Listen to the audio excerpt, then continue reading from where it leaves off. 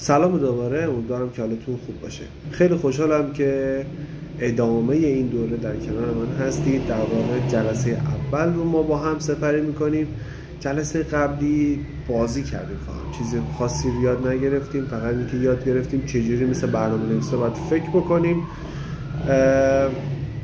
فاندامنتال یا بیسیک یا اشاره‌ای کردم به الگوریتم ها و هدفم اینه که مستقیما بریم خود زبان رو یاد بگیریم، در کنارش الگوریتم هم کار بکنیم.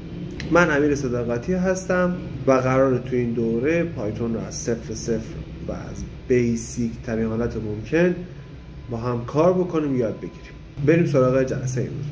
سوالی که اینجا برامون پیش میاد اینه که چرا پایتون یکی از محبوب ترین زبانهای برنامه نویسی دنیاست، چون خیلی ساده است و همینطور خیلی قدرتمنده. چی کارهایی میتونیم باش انجام بدیم؟ یک، میتونیم پروژه‌های زیاد و ساده و همینطور دشوار بنویسیم باهاش. هوش مصنوعی میتونیم باش کار بکنیم، وبسایت میتونیم طراحی بکنیم، تحلیل داده انجام بدیم و حتی بازی سازی کنیم. حالا خود پایتون چیه؟ توضیح بدیم که پایتون چی هست و در واقع از کجا متولد شده. پایتون یکی از زبانهای برنامه نویسی قدرتمند، ساده و همه کار است که به خاطر خوانایی بالا، یادگیری راحت و کاربردهای گسترده‌اش اولین انتخاب دانشجوها، برنامه نویسا و مهندسینه.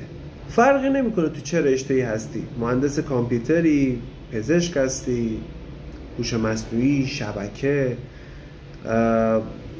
رشته‌های انسانی، هر رشته‌ای که باشی پایتون میتونه به اون شغلت کمک کنه. این زبان ابزار فوق‌العاده‌ای که میتونه مسیر یادگیری رو برات هموار بکنه، تحقیقات و پروژه‌هایی که در طول مسیر داری رو به راحتی میتونه پاسخ بده. ممکنه هیچ کدوم از این اصطلاحات رو ندونی و حتی نشده باشی، هیچ مشکلی نداره و دونه دونه قرار اینا رو یاد بگیریم با هم دیگه. اولین کاری که باید بکنید اینه که توی خود سایت python.org پایتون رو نصب کنید روی سیستم خودتون. برای نصب کردن پایتون توی بخش دانلود ها که وارد میشین، حالا به واسطه سیستم عاملی که دارین میتونید نسخه در واقع آخرین ورژن پایتون رو دانلود و نصبش بکنید. بعد از اینکه دانلود کردین یک گزینه هست، حالا من اینجا گزینه رو بهتون نشون بدم. حالا این تا دانلود بشه بهتون آموزشش رو میگم.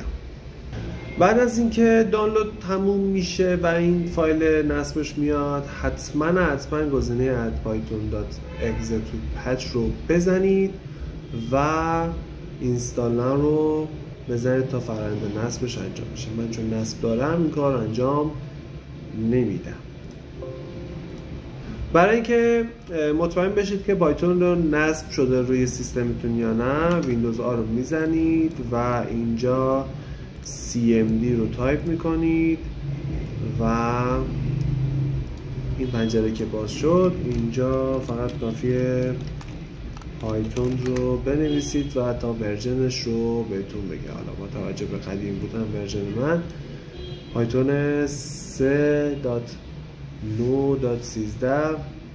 بر من نصبه. شما چون دارین آخرین ورژن رو نصب میکنید قاعدتاً باید 3.13.3 برای شما بیاد و این نشون میده که پایتون روی سیستم شما نصب شدش.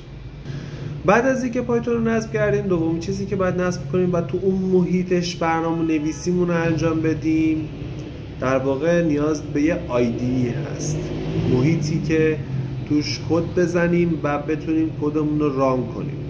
اینجا از VS Code استفاده میکنیم برای کدنویسی، یک ابزار بسیار ساده و فوق‌العاده برای کدنویسی. برای همه زبان‌ها تقریبا من ازش دارم استفاده میکنم. شما میتونید در این قسمت دانلود کنید و نصب کنید، یا اینکه اینجا صاف 98 هم تو سایتش VS Code رو قرار میده. در واقع ویژوال استودیو کدمون رو میتونیم اینجا نصب کنیم. بعد از اینکه اینجا دانلود کردیم و نصب کردیم، یه همچین محیطی رو شما میبینید بعد از نصب کردن و بالا اومدن برنامه. اولین کاری که باید بکنید باید وارد اکستنشن بشین این قسمت و تو این در واقع سرچ باکس بنویسید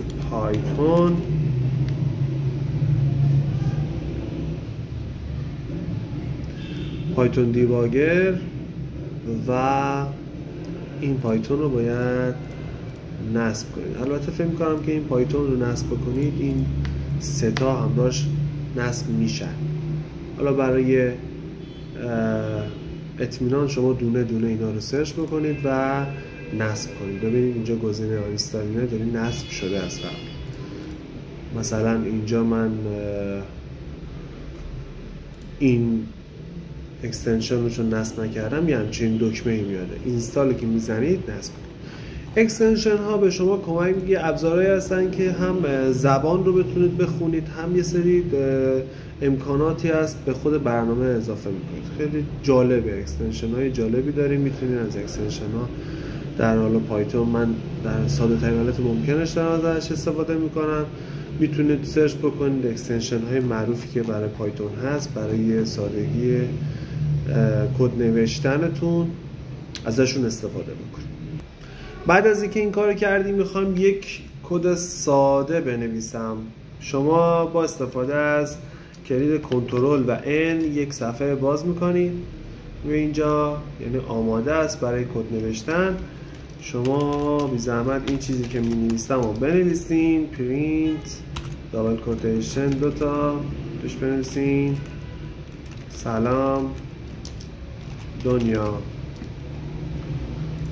و این نیاز داره که کدتون ذخیره بشه تا رام بشه.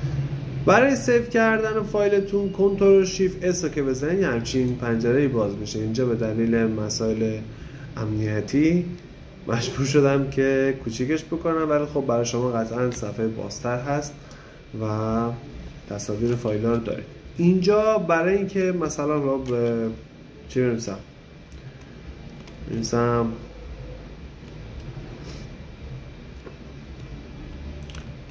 C1.py پسوند پایتون py هستش، یعنی دوتا کاراکتر اول حرف پایتون که بعد از دات میاد.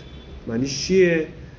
اسم اون فایلی که میخوایم بذارید هرچی، امیر، رضا، کلاس، سیوان، هرچی که مد نظرتون هست میتونید اسمشون رو بذارین. دات نقطه پسوند پایتون رو با پی وای مشخص میکنید. یعنی این چیزی که نوشتیم، یعنی مثلا اینجا به جای C1 میتونید بنویسید مثلا امیر. خب اینجا من اگه سیو رو بزنم توی محلی که مشخص کردم سیو میشه و اینجا در جای شکل و شمایلش عوض میشه. یعنی شکل خود پایتون رو آورد اینجا و رنگش هم اینجا اگه دقت کرده باشین عوض شده. شما کاری که باید بکنید اینجا این که این کد رو میخوایم رام بکنیم و کاری که در واقع این کد میکنه که داخل خروجی نشون میده سلام دنیا. هر چیزی که اینجا بنویسیم ما داخل خروجی به ما نمایش میده. در واقع اینجا من اگه این دکمه‌ای که اینجا اومد رو بزنم کنسول باز میشه، در واقع ترمینال باز میشه و اینجا می‌نویسه سلام دنیا، چیزی که میخوام رو نمایش میده. و اگر دکمه F5 هم بزنم پایتون دیباگر رو میزنید، پایتون فایل رو انتخاب میکنید، اینجا شروع میکنه کدتون رو اجرا کردن. درسته؟ این از این.